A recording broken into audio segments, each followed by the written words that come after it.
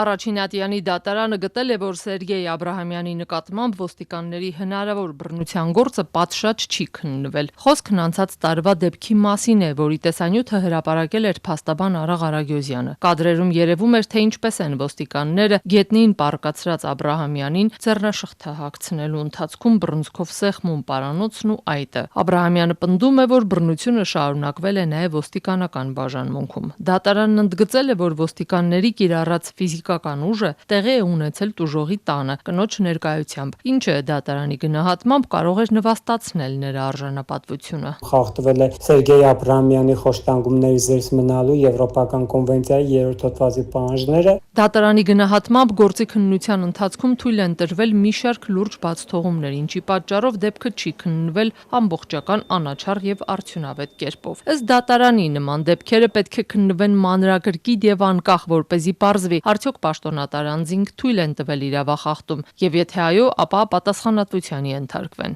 Այս գործի նախաքննությունը տևել էր 9 ամիս։ Տուժողի բողոքից հետո դատախազը որոշել էր ոստիկանների նկատմամբ քրեական հետապնդում չհարուցել, եզրակացնելով, որ նրանց գործողություններում հանցակազմ չկա։ Փաստաբան Արաղ Արագյոզյանն Ազատությանն ասում է, առաջին ատյանի դատարանն արդյունավետ չի համարել այս գործով քննությունը, դատախազությունն էլ սա բողոքարկել է, բայց վերաքննիչը դատախազի բողոքը մերժել է։ Արագյոզյանը չնայած դրական է համարում այս որոշումներն, այդուհանդերձ պնդում է, խոշտանգումներով գործերը Հայաստանում դեռ շարունակում են շատ երկար քննվել ու անհարկի ձգձգվել։ Էական եւ կարեւոր է, որ այս գործերով դատարանները թե Արաքյազյանի դատարանին բողոքը բավարարել է, իսկ վերաքննիչ դատարանը մերժել է դատախազի վերաքննիչ բողոքը, սակայն այստեղ խնդրահարույց է այն հանգամանքը, որ կրկին անգամ մենք բախվելու ենք այն հանգամանքի հետ, որ եթե վիճռաբեկ դատարան բողոքարկեն եւ նույնը մնա, պետք է գործը վերաբացվի։ Սակայն փորձը ցույց է տալիս, որ վերաբացումից հետո կրկին անգամ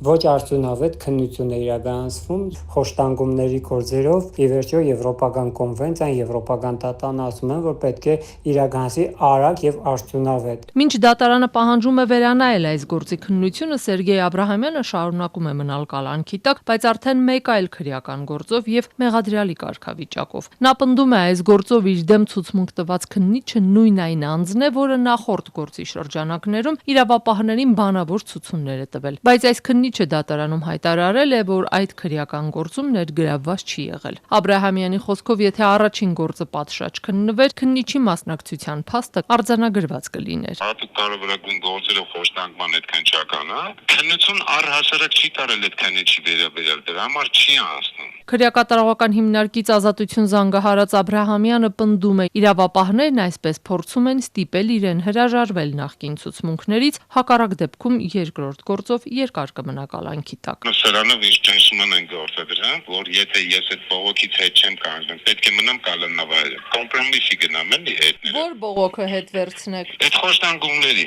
Հիմա այդ քննիչի ցուցմունքի իման վրա, իբրև ես իրեն այդ շախացիկների տակ հարվածել եմ, նույն մարզի դատարանը ինձ պահում է կալանքի տակ։ Ըստ մեղադրանքի Սերգեյ Աբրահամյանի եղբայրը քրեական գործերից մեկի շրջանակներում հրավիրվել է նախաքննության։ Նրան ուղեկցելով Արմավիրի քննչական բաժնի շենք, Աբրահամյանը գտնվելով ալկոհոլի ազդեցության տակ սկսել է սեռական բնույթի հայհոյանքներ հնչեցնել։ Մեղադրանքի համաձայն եղբորը հարցաքննող քննիչը դուրս է եկել շենքից, պարզելու տեղի ունեցածը։ Աբրահամյանը շարունակել է հակաիրավական վարքագիծը հայհոյանքներ ուղղելով նաև քննիչին եւ հարվածելով նրա թիկունքին։ Սերգեյ Աբրահամյանին մեղադրանքի առաջ է դրվել միանգամից 3 հոդվածներով։ Բանտից Ազատություն զանգահարած Աբրահամյանն այս գործը շինծու է համարում։ Նա ընդունում է հայհոյանքներ հնչեցրել է, սակայն հերքում է քննիչին հարվածելու մեղադրանքը։ Աբրահամյանը նաև պնդում է, որ չէր կարող ոստիկանի ձեռքը կծել, ինչպես ոստիկանն է պնդել, քանի որ իր խոսքով ավելի վաղ իրավապահների գործողության հետևանքով կորցրել է ատամները։ Որ խփել են ատամներս հետա գնացել, որի հետևանքով հեռացված է եղել, ես տեղ եմ ատամներս իմպլանտով վերականգնել եւ իբր հիմա այդ ատամով ինչ որ տեղի աշխատակցին գծել են ձեռքի վրա քերձված կայել։ Ամիսներ շարունակ կալանքի տակ գտնվող Սերգեյ Աբրահամյանը պահանջում է փոխել իր խափանման միջոցը, նշելով, որ ունի 3 անչափահաս երեխա ու չի պատրաստվում թաքնվել քննությունից։ Նեղսրտում է, չունի այն ֆինանսական հնարավորությունը, որը թույլ կտար մեծ գումարի գրավ վճարել ու ազատվել կալանքից։ Մտավախություն ունի, որ գործի քննությունը կարող է դիտավորյալ ձգձգվել, ինքն էլ տարիներով կմնա բանտում կալանավորվածի կարգավիճակում։